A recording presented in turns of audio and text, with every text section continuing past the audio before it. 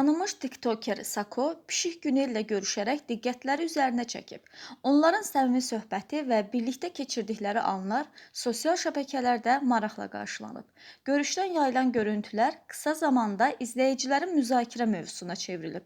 Bəs bu görüş barədə siz nə düşünürsünüz? Fikirlərinizi şərhlərdə yazmağı unutmayın. Ləmanı bax danışıram belə elə. Ləmanı gedib orada deyirlər ki, yox, bura heç Ləmana gedib deyirlər ki, orada Niko sən danışır belə elə nəsə belə şeylərdən. Özü Ləman qayıtdı ki, İlhamı ölməyib hələ. Bir dəqiqə gözlə gəl. Aman dostum. Ləman qayıtdı ki, nəsə İlhamı dedi. Nəcan Niko'dur. O gedib görmüş. Nikoşdur, Nikoş. Niko ürəkdir yazıblar bura, hə canım. Uşaqlar saçımı daramamışam, yaşlı çimib çıxmışam, daramamışam. Bir adam bugün evdən bayıra çıxmayacaqdı. İnşallah yaxşı olar hər şey. Bura haradır? Bura. Türkdən sonra oxşursan, çox sağ ol canım, teşekkür ederim. Ya gözəl, çox sağ olun uşaqlar.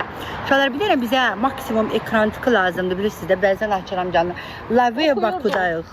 Güvəmiş çəkilmiş də. Ha, burada çəkilişdə çəkilmiş. Laman, nə yazır? Laman yoxdur burada quzu. Niyə elə danışırsan, necə danışıram? Şir oxşursan, hə. Neçə dəqiqə oturasın canlıda ki? Az, 15 dəqiqə gedir. Onda biz gedərsən gələrsən. Nəyinə gəsir, gedir, hə. Hamımız gedirik, yaxşı. Bura haradır, salam. Uşaqlar, çox gözəl məkandır, həyat rejisindən üzbəüzdür. Lavia Bakudur, çox gözəldir, süperdir. Qaqaş biz mesabqı. Bəli, nə oldu ki? Yaxşı da, Ay səni tanımır. Bir yana ikinci soxla. Gedək günü. Hə, gedirik canım deyə. Uşaqlar, ekranı bir də like eləyin, tıklayın, zəhmət olmasın. Gününlə cəzalı oynayacağım, gün ortama. Bəli. Çox sağ olun hər şey görə, minnətdarım. Sen de gelsen ha. Ha. Mən neyəsiniz? Yok, başka bir üçümüz geri, üçümüz qaldı ona göre. Şimdi ikimiz gelirik. Onlar dedi bir gedir.